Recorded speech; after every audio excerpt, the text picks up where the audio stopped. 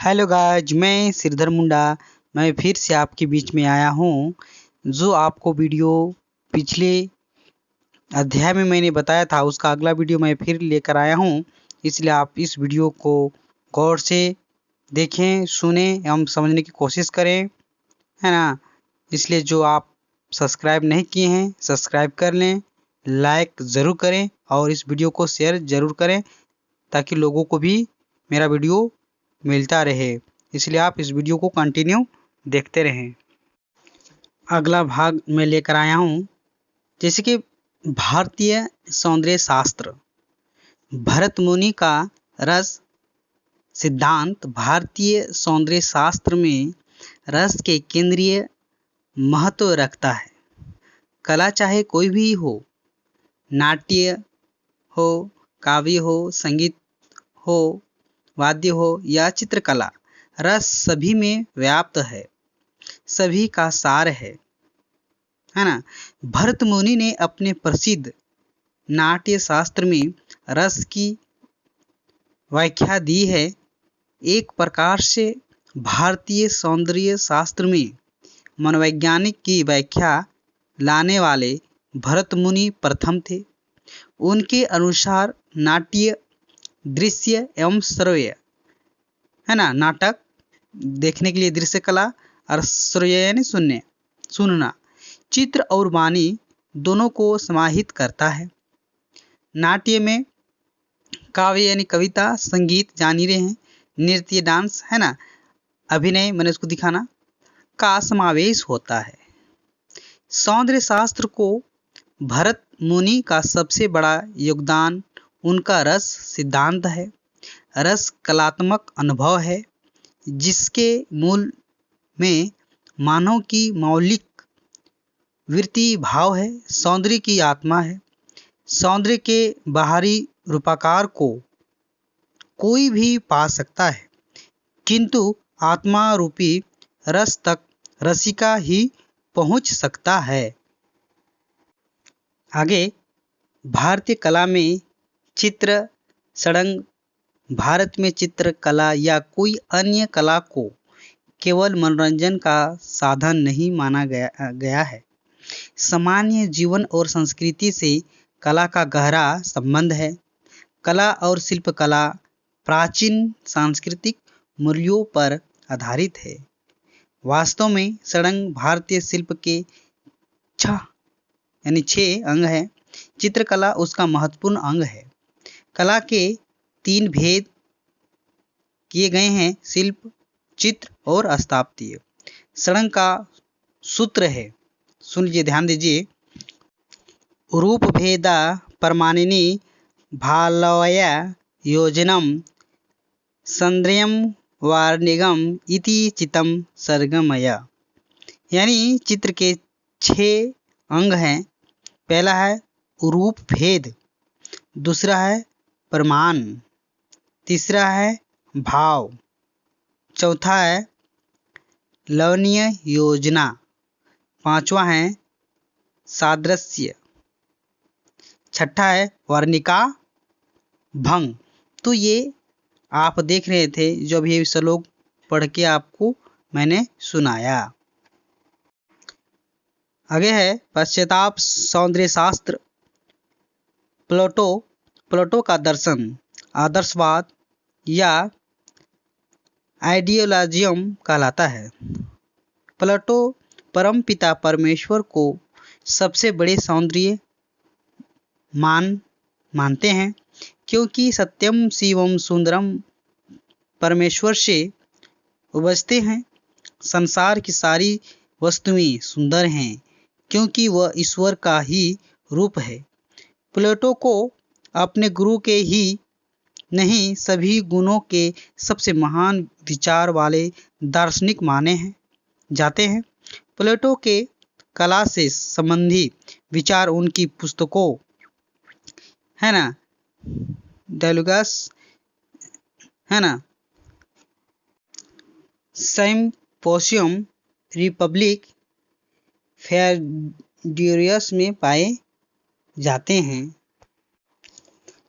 प्लेटो के अनुसार सौंदर्य निराकार परम है। प्लेटो के अनुसार सुंदर है सता, जो सुंदर है वही शिव है। सत्यम शिवम सुंदरम, तीनों एक ही हैं, जो मात्र बाहर से ही नहीं अंदर से सुंदर है। प्लेटो के अनुसार भौतिक सौंदर्य में दो गुण आवश्यक हैं, संतुलन और उपयोगिता। श्रवण यानी सुनना और दृष्टि द्वारा सुंदरता को पहचाना जाता है। सबसे सुंदर वस्तु वह जो आकर्षक हो, देखने में सुंदर हो, हमारी ज्ञानेंद्रियों को सुखद अनुभव हो।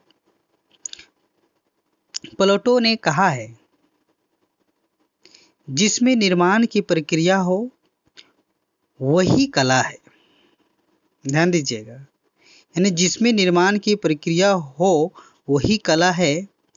प्लेटो चित्रकला को प्रकृति का अनुकरण मानते हैं। ईश्वर ने स्वयं प्रत्ययों के संसार की रचना की है।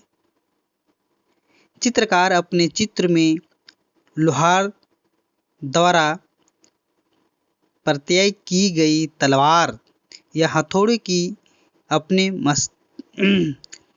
मस्तिष्क में तलवार के चित्र की नकल की है। अतः कला अनुकरण का अनुकरण हुआ, ऐसा कला ना सुंदर ना उपयोगी होगी। प्लेटो के अनुसार कला यूनानी चित्रकला से अधिक उपयोगी, अधिक उन्नत हुई है। कला भाव का जागृत करने सच्ची कला है। जो जीवन में उपयोगी हो वही सच्ची कला है ना। टॉल्स्टॉय जो है, टॉल्स्टॉय स्वयं एक कलाकार और लेखक थे। दूसरा है ना, टॉल्स्टॉय के कला संबंधी विचार उनकी पुस्तक व्हाट इज आर्ट में मिलते हैं। ये कला को केवल सुख विलास का आनंद का साधन नहीं मानते। उनके अनुसार कला अपने हृदयगत भावों को दूसरों के हृदय में उत्पन्न करना ही कला है। जो कला प्रभावित तो करे परंतु अंदर भावना नहीं है, वह कला का विकृत रूप है। सर्वश्रेष्ठ कला वह कला है जिसमें व्यक्त भावनाएं छुपी हैं, जो करुणा और प्रेम को दर्शाती है। तास्त्या के अनुसार कला के द्वारा मानव दृष्टि को व्याप्त होना चाहिए। कला में सत्यम शिवम सुंदरम को वे आवश्यक मानते हैं। इनके अनुसार भाषा के समान कला भी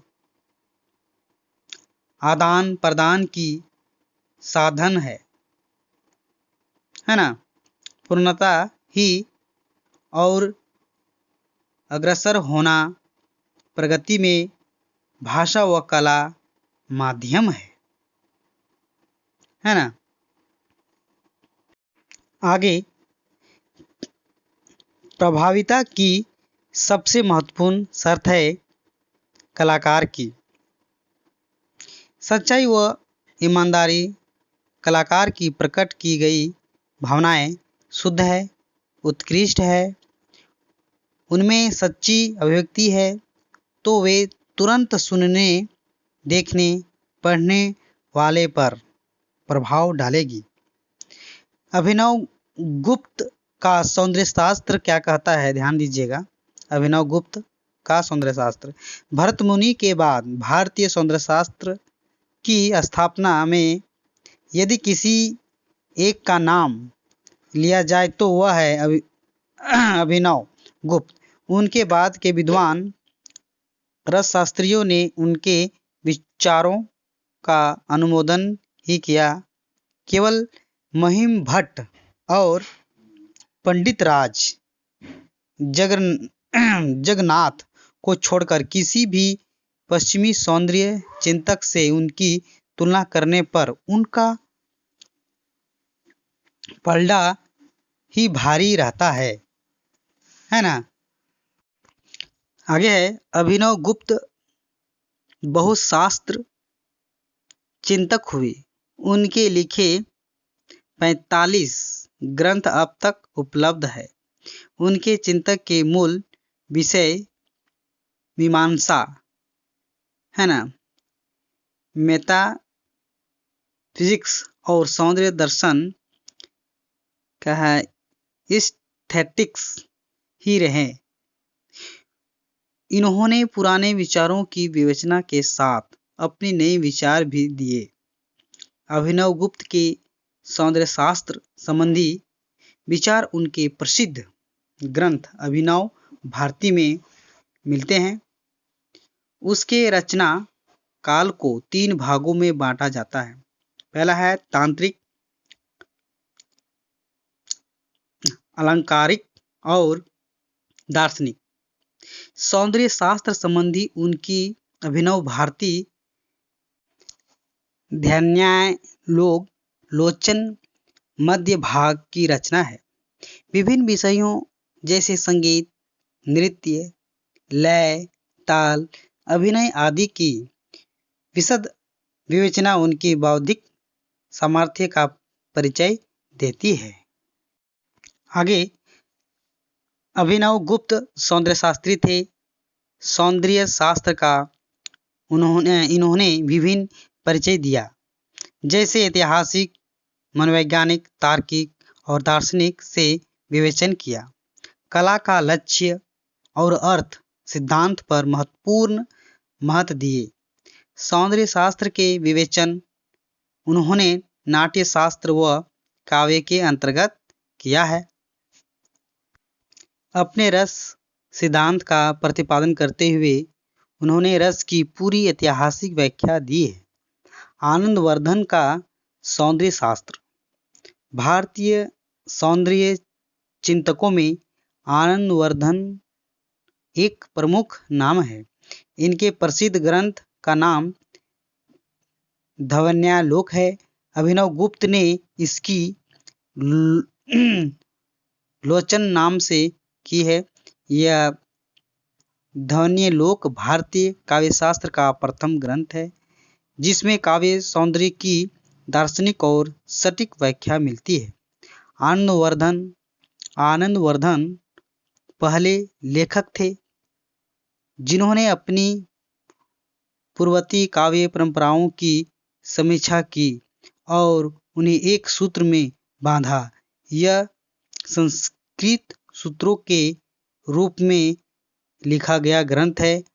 आनंदवर्धन के अनुसार ध्वनि व मूल सिद्धांत है काव्य। तो इस तरह से आपने मेरा वीडियो को पूरा देखने के लिए सभी को फिर से धन्यवाद करते हैं। जो लाइक नहीं किए हैं वो लाइक करें, सब्सक्राइब करें और मेरा वीडियो को हो सके तो ज़्यादा से ज़्यादा शेयर जरूर करें, ताकि आने वाले पीढ़ी को भी मेरा वीडियो मिलता रहे। सभी को धन्यवाद। बाय।